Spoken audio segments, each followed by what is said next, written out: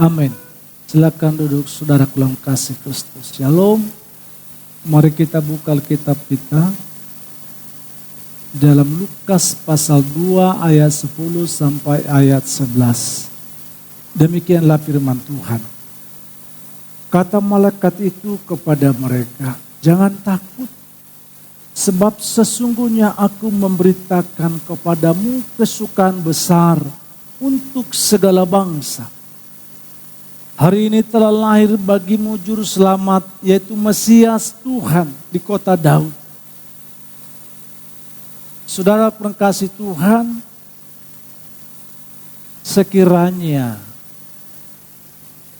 ada orang besar di negara kita ini dan berkata kepada kita, nah Bapak Ibu jangan takut tentang kehidupanmu, saya akan menopang keuanganmu sampai seumur hidup. Senang kita. Kadang kita mau tidur kayaknya masih terbawa sukacita itu. Ada orang yang menopang kehidupan ekonomi kita sampai seumur hidup. Lebih daripada itu, kabar gembira di hari Natal ini bahwa malaikat Tuhan berkata kepada para gembala itu, kata malaikat itu kepada mereka, jangan takut. Kata jangan takut berarti ada suatu berita yang menyenangkan, bukan menakutkan. Ada berita yang membawa satu pencerahan kepada yang lebih baik, kesejukan kepada yang lebih baik. Sehingga di pagi hari ini makna Natal dan kelahiran Tuhan Yesus adalah datang untuk menyertai dan menyelamatkan kita. Natal itu adalah kehadiran atau kelahiran Yesus untuk menyertai dan menyelamatkan kita, setiap orang yang percaya kepadanya, sehingga dia berkata kepada kita hari ini, jangan takut. Jangan takut, ini berarti ada penyertaan Tuhan di tengah-tengah kehidupan kita. Penyertaan Tuhan itu di segala bidang. Bukan hanya saja di dalam ekonomi, dalam rumah tangga, dalam pergumulan. Di segala-galanya. Dia berkata kepadaku, jangan takut. Dia ingin menyatakan penyertanya dalam diri kita, yang artinya bahwa kita tidak seorang diri ternyata. Ada yang menyertai kita. Makna Natal menurut iman Kristen. Natal adalah bukti kasih Allah kepada manusia. Yohanes 3 ayat 16. Karena begitu besar kasih Allah akan dunia ini, sehingga ia telah mengaruniakan anaknya yang tunggal. Apalagi? Melainkan beroleh hidup yang makna Natal menurut iman Kristen yang pertama, bahwa Natal adalah bukti kasih Allah kepada kita. Kelahiran Yesus di kandang itu merupakan menunjukkan suatu kesederhanaan.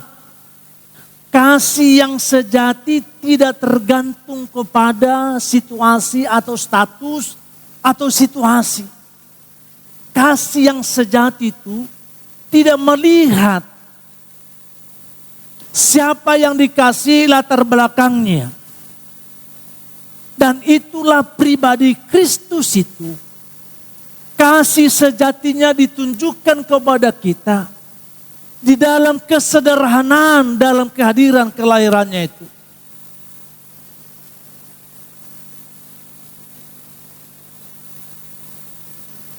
Saudara kasih Tuhan,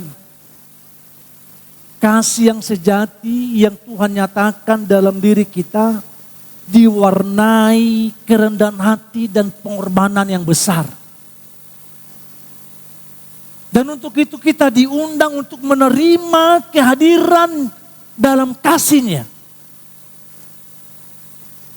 Dia menyatakan kasih-Nya dalam kesederhanaan, di dalamnya ada pengorbanan kepada kita, dan Dia mengundang untuk kita masuk dalam kasih-Nya.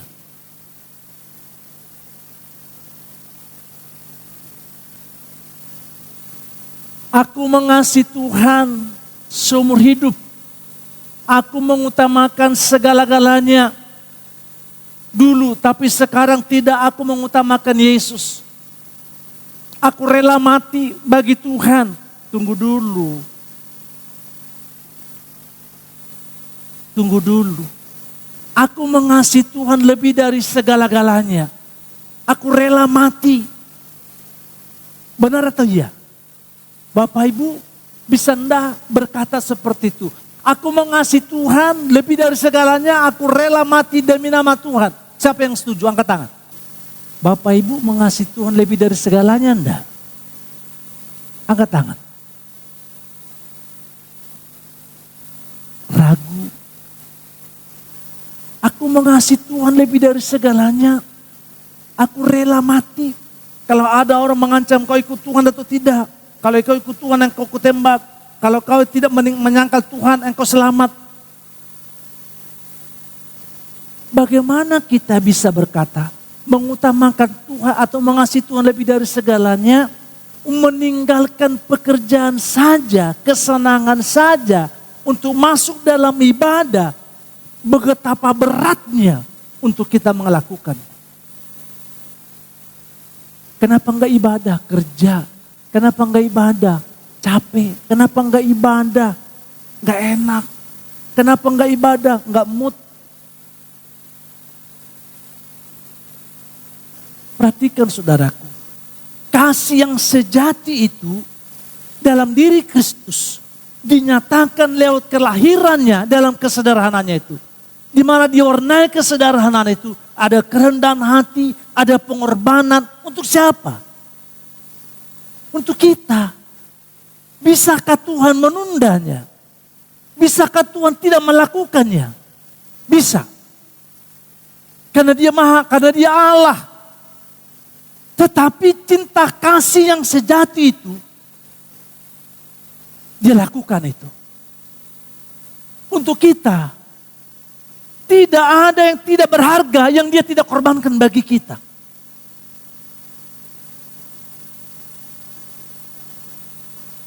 Maha besar, tapi Dia rela dalam kesederhanaan, dalam kelahirannya itu. Maha mulia, pencipta langit dan bumi, Dia rela dalam kesederhanaan itu menunjukkan kasih-Nya. Dan Dia mengundang kita untuk meresponi, menerima, masuk dalam kasih-Nya. Lalu kita berkomitmen dan berkata begini, Tuhan, aku rela. Aku mau menteladani apa yang Kau lakukan. Berarti cinta kasih kita kepada Tuhan dalam ibadah, dalam pelayanan. Jangan tergantung kepada situasi, ekonomi, senang atau tidak. Tapi kita memiliki kasih Tuhan. Saudara, dalam kasih Tuhan, kita diundang untuk menerima kasih Tuhan. Dan meneruskan kasih itu kepada orang lain. Natal adalah tanda penyertaan Tuhan dalam hidup kita. Matius 1 ayat 23 itu. Matius 1 ayat 23. Sesungguhnya dan anak darah itu akan mengandung dan melahirkan seorang anak laki-laki. Dan mereka akan menamakan dia Immanuel. Yang berarti Allah menyertai kita. Bahwa Natal adalah tanda penyertaan Allah, Immanuel.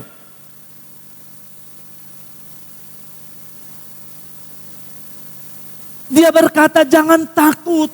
Yang artinya bahwa Dia hadir, Dia ada di dalam penyertaannya kepada kita. Dia tidak berbohong. Kadang manusia kan ada di dalam kebohongan. Nanti saya bantu ya. Nanti saya datang ke gereja ya. Nanti saya mau melayani ya. Saya nanti ke rumahmu. Tapi kadang-kala tidak ditepati loh. Manis di bibir, pahit dalam perbuatan. Tapi kata Immanuel, benar-benar dia tidak bohong, dia jujur. Immanuel, penyertanya dalam hidup. Sehingga kita akan berkata begini, bahwa Natal itu membawa suasana sukacita dalam diri kita. Sebab ada penyertaan Tuhan. Penyertaan apa? Dalam segala apapun. Ketika aku datang kepadanya, dia menyertai. Ketika aku sakit, ketika aku lemah, ketika aku beban berat, kita datang, dia menyertai. Immanuel, Allah beserta kita saat kapanpun. Sehingga Natal adalah tanda penyertaan Tuhan. Allah dekat kepada kita. Amin. Penyertaannya itu artinya Allah dekat kepada kita. Kelahiran itu menunjukkan bahwa dia ingin dekat kepada kita. Dan supaya kita bisa mengerti dan memahami tentang dia. Dia sudah datang. Engkau datang kepadanya. Jangan dia datang kita pergi. Dia datang kita pergi lewat perbuatan yang tidak baik. Dia datang dia mengasihi kita. Kita jauh oleh karena kedagingan, kesebukan. Saudaraku, Natal adalah tanda penyertaan Tuhan. Allah datang mendekat. Untuk apa dia mendekat? Untuk menyampaikan sesuatu. Untuk memberikan kata-kata nasihat bagi kita. Untuk apa dia dekat? Untuk menolong kita, mengangkat kita dari lumpur itu. Dia tidak jauh, dia hanya sejauh doa. Kalau begitu, kalau pernyataan Allah itu, dia menunjukkan ada kedekatan bagi kita. Mari kita semakin dekat kepada Tuhan. Lewat ibadah seperti ini, menunjukkan kita meresponi penyertaan Tuhan itu dalam diri kita. Penyertaan Allah membawa keselamatan dan pengharapan bagi kita. Kelahiran dalam kesederhanaan, diwarnai pengorbanan dan kerendahan hati. Dan di dalamnya ada misi Tuhan bagiku, membawa keselamatan. Sehingga setiap orang yang berdosa dikala datang kepadanya memperoleh pengampunan dosa. Dan penyertaan Tuhan dalam hidupku membawa suatu pengharapan.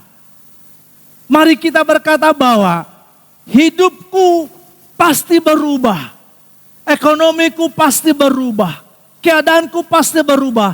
Karena aku punya pengharapan kepada Tuhan. Dia datang kepadaku. Dia mendampingi aku. Sehingga di dalam pergumulanku aku berkata, Tuhan, aku percaya Engkau memberkati keluargaku. Tuhan, aku percaya ada pengharapanku kepadamu. Engkau memberkati usaha dan pekerjaanku. Tuhan, Engkaulah pengharapanku bahwa keadaanku pasti lebih baik. Bukankah itu kabar gembira bagi kita bahwa pengharapan itu senantiasa kita hidupi dalam pengiringan kita kepada Tuhan. Orang-orang yang memiliki pengharapan kepada Tuhan, dia tidak apatis dalam apapun. Memiliki semangat, memiliki daya juang yang tinggi, ada pengharapan. Benih itu pasti bertumbuh. Amin. Benih itu pasti bertumbuh dan berbuah. Ada pengharapan. Hidup saya akan berbeda. Akan lebih baik tahun 2026. Ada pengharapanku. Pengharapan ini harus kita hidupi dalam hidup kita. Supaya itu membakar semangat kita untuk berbuat sesuatu. Untuk bekerja. Untuk melayani. Juga untuk mencari jodoh. Itu pun harus bersemangat. Nggak bisa kita berkata, dia pasti datang. Kita harus sama-sama berusaha. Amin. Kemarin saya batuk. Pilek. Tuhan sembuhkan aku. Iya. Tapi saya makan obat juga. Orang berkata mungkin, Pak Pendeta kurang beriman ya, sehingga makan obat ya. Iya. Ya karena kurang iman lah aku. Kalau ada imanku sebiji saya katakan pindah penyakit ini kepada si A, pindah dia. Kan enggak, imanku enggak ada seperti itu. Kumakanlah obat. Kumakanlah suplemen. Artinya begini, ada pengharapanku kepada Tuhan. Jeripayaku, upayaku, kerja kerasku, Tuhan berkati. Ada pengharapan. Sehingga kita tidak akan selalu pesimis dalam hidup. Saudaraku, lihat mata rohani dompetmu hari ini. Gak usah lihat mata jasmani, lihat mata rohani aja, pakai mata rohani. Berapa isinya?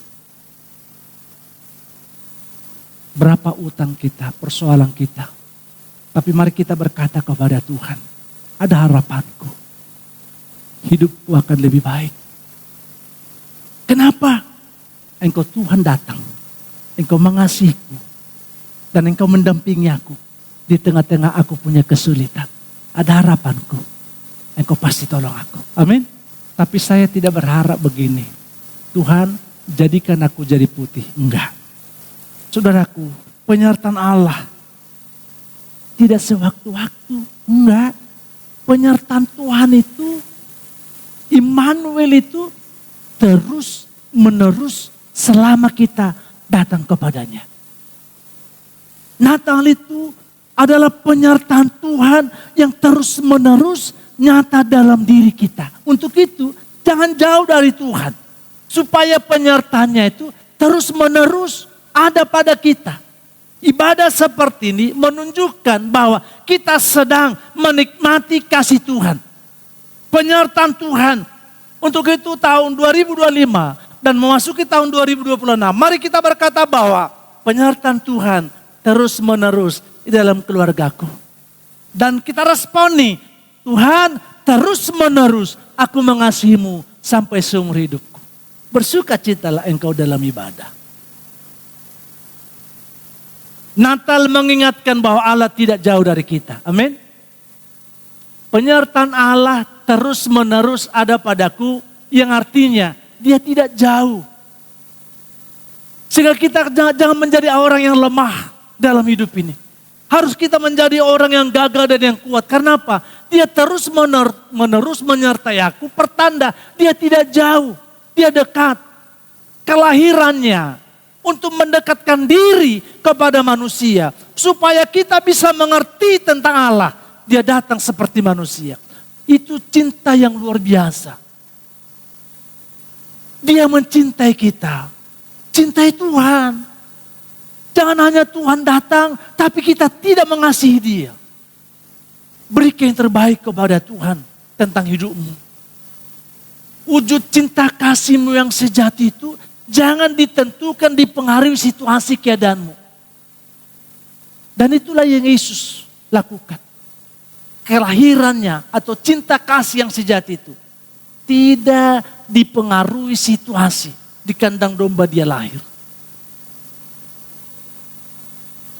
Siapapun kita, dia mengasihi kita.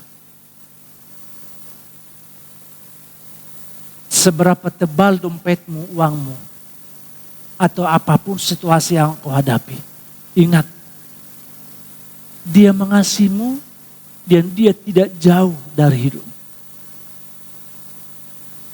Allah yang turun ke dunia memahami akan penderitaan dan pergumulan manusia. Allah dekat. Lalu kalau Allah dekat, dia mengerti kita. Amin.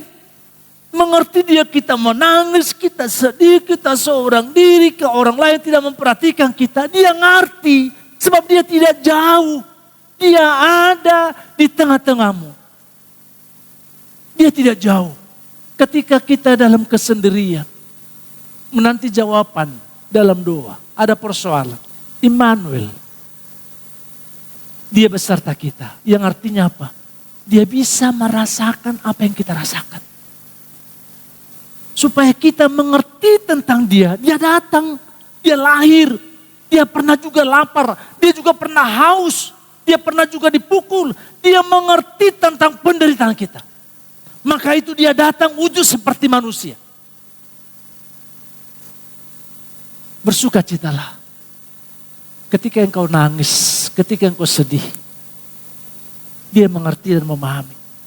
Tinggal kita ngomong, Tuhan, Tuhan tolong aku sedih. Aku punya persoalan, aku punya pergumulan. Tinggal kita ngomong. Yakini dia tidak jauh, dia dekat. Bangun hubungan yang baik supaya kita lebih mengerti dan memahami bahwa dia ternyata dia tidak jauh. Jika kita hanya ngomong, Tuhan tolong aku susah. Dan itu yang terjadi dalam kehidupan kita sehari-hari. Jangan malu.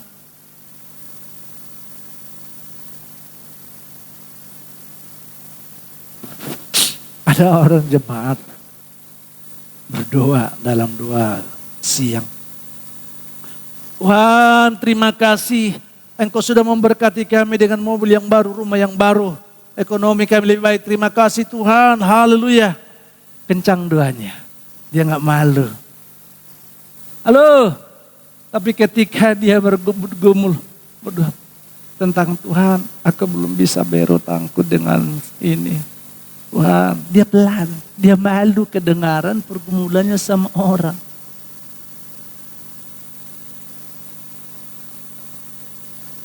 Dia malu didengar oleh orang lain pergumulannya.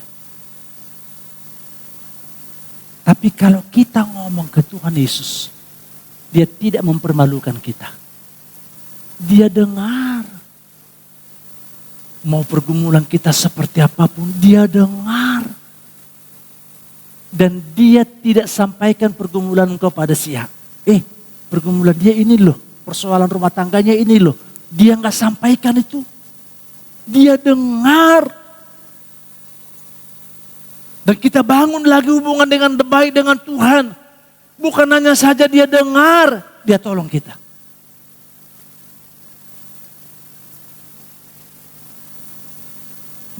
Dalam kesulitan hidup, sekali lagi kita tidak sendiri. Allah berjalan bersama dengan kita, Immanuel. Kenapa ada orang jadi apatis dalam hidup? Kenapa ada orang jadi stres, bunuh diri dan lain sebagainya? Karena dia merasa sendiri. Tapi pastikan engkau kuat karena engkau menyadari ada Tuhan di tengah-tengah hidup. Natal adalah kabar sukacita dan keselamatan. Hari ini terlahir bagimu juru selamat, yaitu Kristus Tuhan. Natal adalah kabar sukacita dan keselamatan. Karena kelahiran Yesus Kristus membawa berita baik. Tapi ketika anak kita menelepon beritahukan, Pak aku lulus, hore senang. Kita lebih senang mendengar berita baik. Berita senang, berita sukacita. Dan itulah yang disampaikan malaikat kepada para gembala itu. Bahwa Natal itu kabar baik. Sehingga hari ini, maaf kalau kita orang Batak, pada saat ibadah Natal seperti ini, semua pakai kebaya rapi, pakai jas, senang luar biasa. Tidak kalah kita juga hari ini senang, amin. Wajahmu cerah. Sama-sama kita dulu melihat wajah wakil gembala ini. Ceranda dia.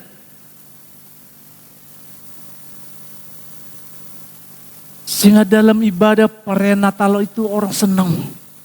Kalau ada orang dalam ibadah perayaan Natal tidak senang, kayaknya itu aneh, bin ajaib ya.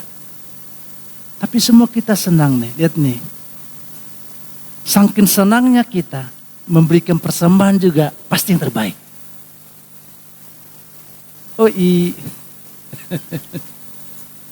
Saudara kalau kasih Tuhan, kabar baik yang dia berkata kepada kita. Aku menyertaimu, aku menolongmu, Aku menguatkanmu, aku mendegukanmu. Sabar ya, aku pasti tolong. Berita baik, bahwa Dia datang memberikan keselamatan bagi kita. Natal ala kabar sukacita. Sehingga Dia berkata, jangan takut. Yesus hadir membawa damai, membawa ketenangan dalam hidup.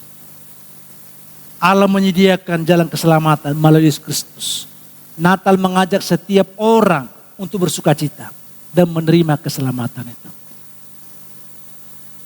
Ketika ada anak Tuhan dalam suasana Natal tidak bersukacita, itu pertanda dia tidak mengasihi Tuhan dengan sungguh-sungguh. Dia tidak mengasihi Tuhan dengan segenap hatinya. Tapi orang-orang yang bersukacita mendengar berita Natal itu. Perhatikan, mendengar berita Natal. Ada orang bersukacita, tetapi ada orang juga bisa marah. Mereka tidak suka mendengar Natal. Kalau ada anak Tuhan tidak bersukacita dan tidak ada dalam ibadah dalam Natal itu, pasti Tuhan marah. Bagaimana kita bisa berkata, aku mengasihi Tuhan, tetapi mengorbankan diri kita, kesenangan kita, atau rasa capek itu, kita tidak bisa datang kepada Tuhan. Itu ngeri. Bagi saya itu ngeri. Dalam ibadah Natal ada orang tidak datang beribadah. Natal mengajar kita untuk mengalami sikap kerendahan hati. Filipi 2 ayat 6 sampai 8. Yang walaupun dalam rupa Allah tidak menganggap kesetaraan dengan Allah itu sebagai milik yang harus dipertahankan, melainkan telah mengosongkan dirinya. Terus apa lagi? Dan mengambil rupa seorang hamba dan menjadi sama dengan manusia. Itu merupakan cinta yang sejati kepada kita. Cinta sejati Tuhan itu kepada kita. Dia rela melakukan apa saja supaya kita hidup. Supaya kita bisa mengerti dan memahami tentang Tuhan itu. Tidak ada yang Dia pertahankan demi cinta kasih yang sejatinya kepada kita. Artinya bahwa betapa berharga dan mulianya kita ternyata di mata Tuhan. Dia pencipta langit dan bumi. Dia rela hadir, meninggalkan segala kemuliaannya, menyerupai kita, mewujudkan cinta kepeduliannya kepada kita. Kurang apa lagi Tuhan kepada kita? Kurang apa lagi? Mari kita responi. Mari kita buka hati dan pikiran. Mari kita siapkan semuanya. Dan berkata, terima kasih akan cinta kasih Tuhan. Kerendahan hati itu menjadi teladan bagi kita. Untuk melayani tanpa pamrih. Sehingga saya berkata bahwa Natal mengubah hidup kita. Dari cara hidup yang tidak baik menjadi baik. Dari cara hidup mencari kehormatan menjadi melayani dengan tulus. Natal itu mengubah kita. Amin. Siapa punya motor? Ustaz, masih ngangkat tangan. Ada yang ngangkat tangan begini. Saya punya motor. Motor jalan dulu atau direm dulu?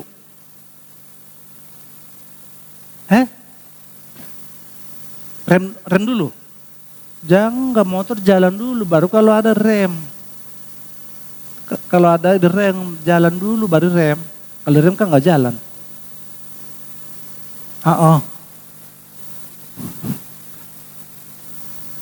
Artinya ya, hidup kita rem dulu baru jalan. Amin. Rem dulu. Kalau gua ngomong ini enak dah bagi dia. Rem dulu. Kalau gua berbuat ini menyenangkan Tuhan atau tidak? Jangan dulu, jalan dulu, nabrak dulu, ngomong dulu, nyos dulu. Udah melukai orang. Lalu kita sesudah itu, salah saya ngomong. Natal mengubah. Sehingga kita lebih bijak dalam hidup. Lebih arif dalam bergaul. Kalau kita ngomong, hati-hati. Senang kita orang lain terluka. Bercanda. Tapi orang itu sudah nangis. Dengan tidak air mata. Ngerem. Amin. Ibadah Natal ini mengubah hidup kita. Sehingga kita tidak seperti yang dulu lagi. Dulu iya. Masa esok juga sama? Jangan lagi. Amin. Natal itu mengubah etika hidup. Kalau aku ngomong ini, kalau aku berbuat ini, kalau aku memilih ini, kalau aku memutuskan ini, gimana hasilnya? Enak enggak? Keputusan yang aku ambil ini menunjukkan ada enggak rasa hormat kepada orang lain atau tidak? Begitu. Orang muda kadangkala jalan dulu, ngomong dulu, pilih dulu, langkah dulu. Baru nanti kalau salah, maaf. Anak Tuhan, dalam ibadah Natal ini, kita harus berkata bahwa ibadah perayaan Natal tahun ini akan mengubah cara hidupku. Amin. Amin. Terakhir, bahwa terima Yesus sebagai pusat sentral kehidupan kita. Menjadikan Yesus Kristus sebagai Tuhan dan pimpinan utama dalam seluruh kehidupan kita. Ketika aku memilih, ketika aku menetapkan, ketika aku berbuat, ketika aku memutuskan, ketika aku ingin berbicara, ketika aku melamar pekerjaan, ketika aku mencari jodoh, apapun semuanya, aku memohon petunjuk hikmat tuntunan Tuhan dalam hidupku. Natal mengubah pola hidup. Natal mengubah sifat karakterku. Sehingga aku bertanya hikmat tuntunan Tuhan. Tuhan tidak suka kita berbuat dulu baru bertanya kepadanya. Kita bertanya dulu kepada Tuhan. Sehingga bolehkah aku berperang? Bolehkah aku melawan? Bolehkah aku menikmati? Bolehkah aku melangkah ini ya Tuhan? Berikan aku hikmat dan tuntunan daripadamu. Orang-orang yang seperti ini. Orang-orang yang menteladani Kristus dalam hidup. Sehingga firman itu menjadi pedoman hidup. Dalam sikap dan perkataan dan tindakan. Dalam Mazmur 119 di ayat 105.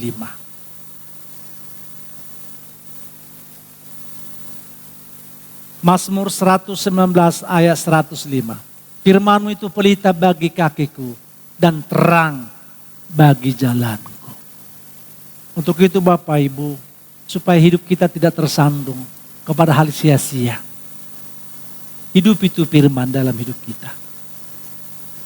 Maka Natal itu akan berkata bahwa mengandalkan Yesus dalam setiap keputusan, baik saat senang maupun saat sulit.